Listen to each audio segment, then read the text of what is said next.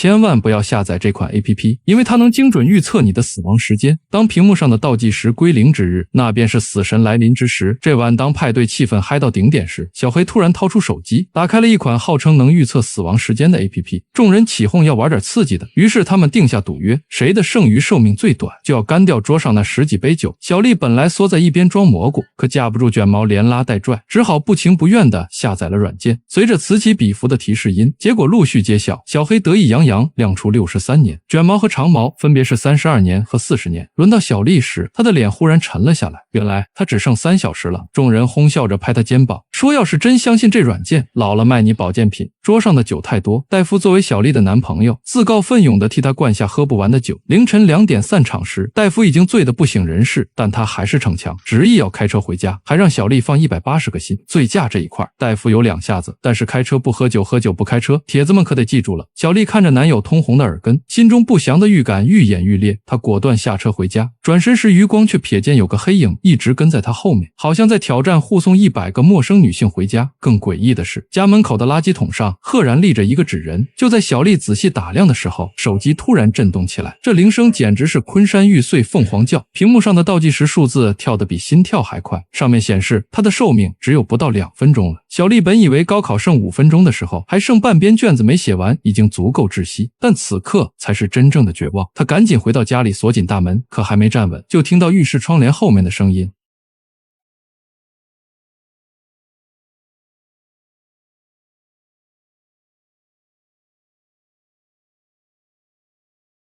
小丽从高空坠落的那一刻，手机上的倒计时刚好归零。与此同时，戴夫的车子失控冲出公路，一头栽进路旁的树林里，车身扭曲变形，挡风玻璃碎成蛛网，他的额头被划开一道血口，但所幸8字比铁还硬，但估计这次祖先也是在底下把人情求遍了。然而副驾驶的位置却被一根断裂的树干直接贯穿，如果小丽当时没有下车，现在恐怕已经被钉死在了座椅上。可惜无论怎么逃，漂亮的小丽还是早早就下线了，甚至恶魔还给她体贴的上了双保险。第二天，医院的白炽灯照得人头晕目眩，大夫躺在病床上，他还有10几个小时就要做手术了。护士奎恩见他脸色惨白，便轻声询问情况。大夫声音发颤，说起了那款诡异的死亡预测软件以及小丽昨晚的遭遇。更可怕的是，他现在也只剩下10几个小时了。奎恩听完笑了笑，安慰他这不过是无聊程序员搞的恶作剧，让他别太紧张。可当手术时间临近，大夫的情绪突然崩溃，他无意间瞥见走廊的玻璃窗上浮现一道黑影，像是一张模糊的人脸。他猛地回头，身后却空无一人。然而下一秒，玻璃砰的炸裂，吓得他连滚带爬冲进楼梯间，死死关上门。突然门外传来急促的敲门声，戴夫慌张后退，没想到此时楼梯间所有灯光都熄灭了，黑暗瞬间吞没了一切。戴夫颤抖着掏出手机，刺眼的倒计时赫然显示着还剩1分30秒，他的呼吸几乎停滞，拼命推门，门却纹丝不动。恍惚间，似乎有人推开了防火门，他屏住呼吸四处打量，突然一个黑影嗖的一下窜了上来，脚步声一步步逼近，戴夫的心脏狂跳，几乎要冲破胸腔。他死死盯着楼梯拐角，握紧手机，冷汗浸透了病号服。然而那脚步声却诡异地从他头顶传来，他猛地抬头，手机灯光照向高处，小丽正站在那里，面无表情地看着他。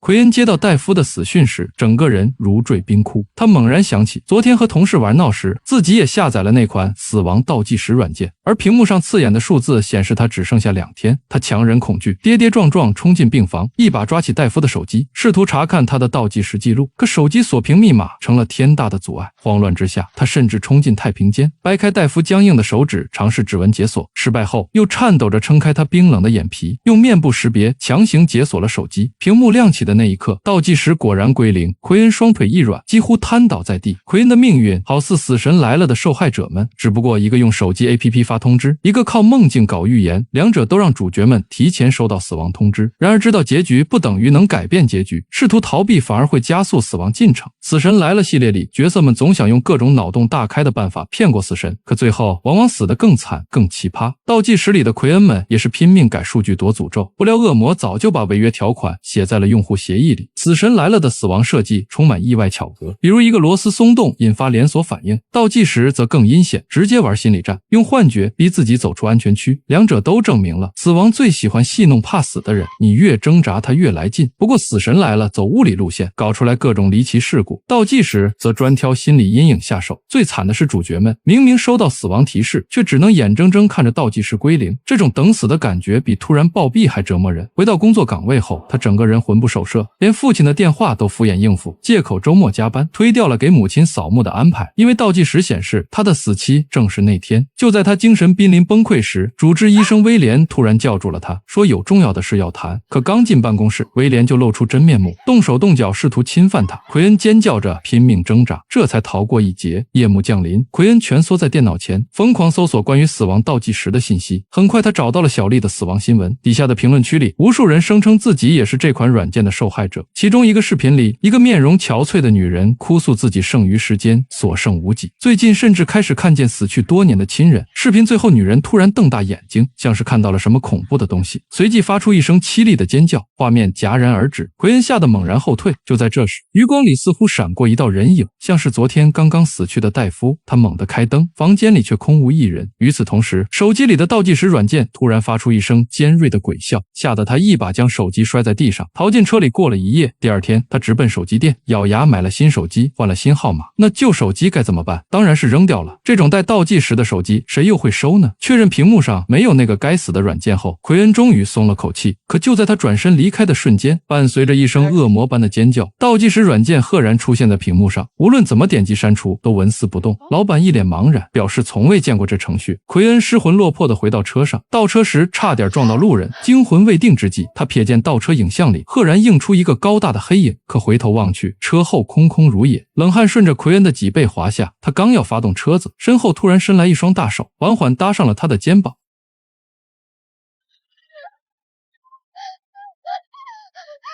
那男人骂骂咧咧地拽着奎恩的衣领，指着自己雷克萨斯的刮痕不依不饶。就在他扬起拳头时，马特从手机店冲了出来，警告他不要对奎恩动手，否则自己会让他好看。接着马特拿出一叠钞票打发走了男人，还亮出了自己的手机，问奎恩是不是也收到了这个东西。两人交换了一个心照不宣的眼神，同样都是倒计时的受害者，他们都发现了诡异之处。为什么有些人能活到100岁，而他们却被判了死刑？除此之外，他们两个都收到了倒计时的提示，说他们违反了用户协议，也就是每个软件在注册时让用户点击同意的条款，而条款里面的内容他们两个当时都没有仔细看。为了搞明白这其中的原因，他们拦住一个醉汉，诱使他下载软件。就在醉汉即将点击同意时，两人抢过手机，果然协议里藏着恶魔的霸王条款，用户应接受其命运的条款，不能使用倒计时提供的信息来改变自己的命运，否则都将视为违反约定，恶魔会强行过来收走你的灵魂。现在你在注册新账号时，还敢不看用户条款吗？恶魔的卖身器就是这种藏在犄角旮旯的文字陷阱，如果不仔细阅读每一条合同条款，只怕最后成为了被奴役的包身工。同样是按契约行事，电锯惊魂则充满了机械和冷酷，而午夜福音式的因果报应在这里也能玩出新花样。这种规则类恐怖最妙的地方在于，恶魔会严格执行每一条约定，但最讽刺的是，当角色终于读懂游戏规则时，往往已经深陷死局。这种慢慢收网的窒息感比直接跳出来吓人高级多了。马特想起自己退掉的火车票，奎恩则惊觉自己取消了全家出行计划，他们都在无意中试图改变命运，因此招来了恶魔。驱魔这种事儿还得找专业的人来做，于是他俩赶紧来到一座教堂。教堂里，老神父听完讲述后沉吟了一下，接着讲述了一个中世纪王子的故事。一位年轻的王子被老国王叫到前线去鼓舞士气，王子害怕自己会在这场战争中去世，到时候王位被自己的弟弟夺去，于是他找到了一位吉普赛女人，问他自己会不会在这场战争中活下来。那女人没有说话，递给了王子一张带数字的纸条，而纸条显示他3天后就会死亡，刚好就是那场战争的时间。吉普赛女人警告王子不能用这纸条去救你自己，王子表面上同意了，但他转手就把纸条递给了自己弟弟，让弟弟代替自己去打了这场仗。庆幸的是，他老弟活了下来，赢得了战争。同时，一个叫奥丁的恶魔就找上了这王子，折磨了他几天之后，在倒计时归零的那一刻把王子给杀了。两人的心沉到了谷底，死亡好像已经变成了板上钉钉的事，但神父还是有办法，他要奎恩·马特找来软件的代码，看看里面会不会藏着什么玄机。夜幕降临，手机店老板原本要正常下班，但此时他被银行卡里的数字狠狠震撼，手指在键盘上飞舞，不由一会儿，屏幕上跳出大段代码，第一页是一段看不懂的拉丁文，奎恩就赶紧用手机拍了下来，而后面则跟着密密麻麻的姓名与倒计时。奎恩赫然发现妹妹的名字也在其中，时间也是所剩无几。老板迅速修改了所有数据，妹妹手机上的数字也变成了86年。两人长舒一口气，以为危机解除了。这一晚，奎恩主动邀请马特到他家留宿，两个人在诉说彼此的心事之后相拥而睡了。时间到了后半夜，卧室的顶灯闪烁了几下后突然熄灭，奎恩紧跟着惊醒，但感受到马特温热的胸膛，他又不由得松了口气。突然，他瞥见房门外一个模糊的影子闪过，他赶紧呼喊着旁边的马特，但没想到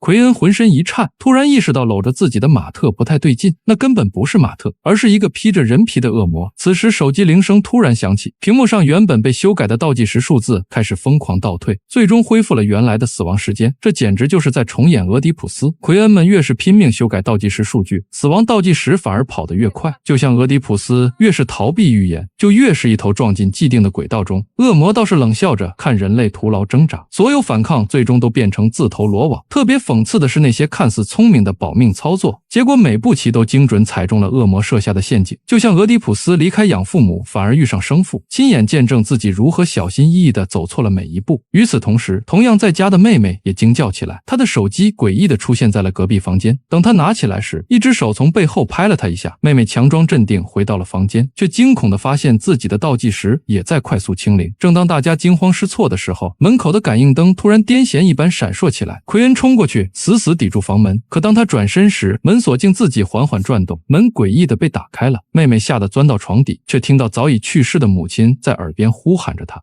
Jordan, where's your sister? 妹妹惊慌地拉开大门时，正好撞见了赶过来的奎恩二人。镜头一转，三个人结伴再次找到了神父。当三人跌跌撞撞冲进教堂时，神父正对着电脑屏幕露出如释重负的笑容。他指着那段拉丁文代码，解释着内容大概是诅咒会找上你，让你生不如死，直到被彻底摧毁。可能已经有帖子想到午夜凶铃了。倒计时只是把索命录像带变成普通智能手机，得亏手机屏幕小爬不出贞子，但午夜凶铃让观众害怕看电视，倒计时也完全可以让观众从此不敢下载倒计时。无论是下载后将一生紧紧跟随的诡异繁殖，还是死亡前夕的尖叫预兆，都和午夜凶铃的录像带有共同之处。不过神父要所有人放宽心，因为只要是诅咒就有破解的方法，而恶魔撒旦是谎言之父，如果能证明他说谎了，就能破解诅咒。倒计时最少的是马特，于是神父迅速取下银质十字架挂在马特脖子上，又抓来几袋食盐，让所有人用盐画了一个图案。他解释说，只要站在结界内，恶灵就伤不了分毫。盐圈驱魔这个设定堪称西方驱魔题材的经典标配，把厨房调味料食盐和大蒜活生生变成对抗恶魔的战略物资。参考招魂系列就知道，驱魔戏码的精髓在于仪式感，盐圈不是简单的一个圈，而是和结界一样无敌的存在。一切准备就绪，整座教堂的灯光突然集体熄灭，仿佛有无数看不见的东西正在包围他们。所有人汗毛直竖，赶紧站到圈里，躲在神父后面。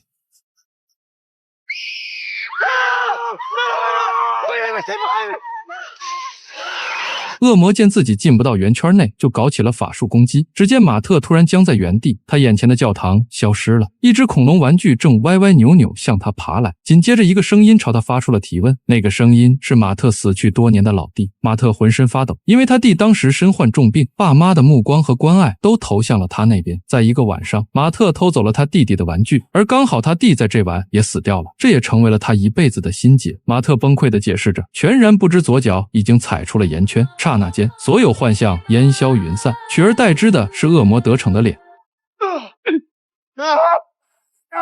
奎恩追出来，只能眼睁睁看着马特被飞驰的汽车撞飞。他冲过去时，马特已经没了呼吸，瞳孔扩散，而手机屏幕上的倒计时刚好归零。就在这时，妹妹突然捂着肚子瘫软在地。奎恩掀开她的衣服，发现一根断裂的钢筋不知何时刺穿了她的腹部。他赶紧带着妹妹到医院抢救。医院里，刺鼻的消毒水味混合着血腥气。电视新闻正播报着一列火车脱轨的惨剧，乘客全部死亡，无一生还。奎恩盯着屏幕，浑身发冷，因为那正是马特原本要乘坐的班次。正当他束手无策之际，突然他注意到了威廉医生，他的脸上仍然挂着令人作呕的假笑。奎恩盯着他，一个疯狂的念头在脑海中闪现，他记得威廉也下载了那个软件。很快他整理了下情绪，主动来到了威廉的办公室，装出羞怯的样子，说那天是自己对不起威廉，其实自己也想跟他进行到下一步，但是那天家里出一点事，心情不太好。威廉眼睛一亮，贪婪的目光在他身上游走。奎恩故作紧张地环顾四周，压低声音说自己会在隔壁废弃的住院部等他。威廉果然上当，他鬼鬼祟祟地推开废弃楼层的大门，他兴奋地搓着手，以为奎恩在和他玩什么 play， 但回应他的是一记闷棍。奎恩从阴影中冲出，钢管狠狠砸在威廉后脑，他踉跄着倒地。奎恩掏出准备好的吗啡针剂，就在针尖即将刺入的瞬间，一只漆黑的利爪突然从地底伸出，猛地将威廉拖到了一边。奎恩愣了一秒，随即露出了然的表情，这个办法果然行得通。他抄起钢管追了上去。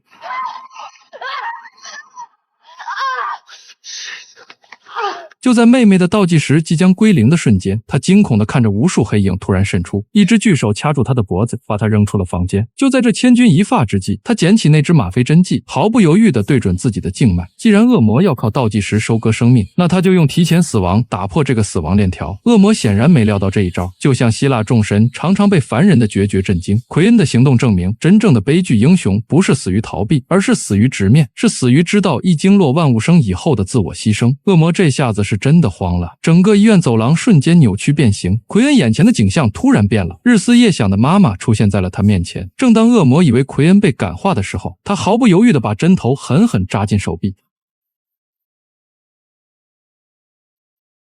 当奎恩倒下去的那一刻，恶魔也无能为力，只能垂死挣扎，紧接着就化成一道灰烬消失了。这边妹妹虽然活了下来，但她心痛的要死，赶紧爬过去抱起姐姐查看她的情况。就在奎恩瞳孔开始扩散的瞬间，妹妹突然发现她手臂上写着纳洛酮，是一种能中和吗啡的一种解药。她发疯似的翻找奎恩的口袋，果然摸出一支预充式纳洛酮注射器，她就赶紧给姐姐打了一针，把奎恩从死亡边缘给拉了回来。游走了几千年的恶魔始终没有想到自己会败在了21世纪化学科技之下。倒计时里的恶魔条款堪称21世纪的浮士德交易，把生死买卖包装成用户协议，让每个点击同意的人都成了现代浮士德。恶魔没有举着羊皮纸出现，而是把契约藏在 APP 那永远没人看的用户条款里。最讽刺的是，主角们注册时随手划过，根本没意识到自己签了卖身契。鬼妈妈里用纽扣眼睛象征被控制的灵魂，而倒计时里每个下载 App 的手机都锁住了一个灵魂。但恶魔显然没有预料到人类的自我牺牲精神以及现代科技的发展速度。奎恩最后的自我牺牲看似认命，实则破局，用21世纪的针管完成了古希腊式的英雄悲剧。恶魔算准人类会害怕死亡，可没料到有人敢提前赴死。这部电影最恐怖的不是跳下镜头，而是散场后再一次注册新 APP。 谁知道那个没仔细看的用户协议里是不是也藏着卖身条款？不是所有电影都有现实的结局，但是每场恐惧都有真实的源头。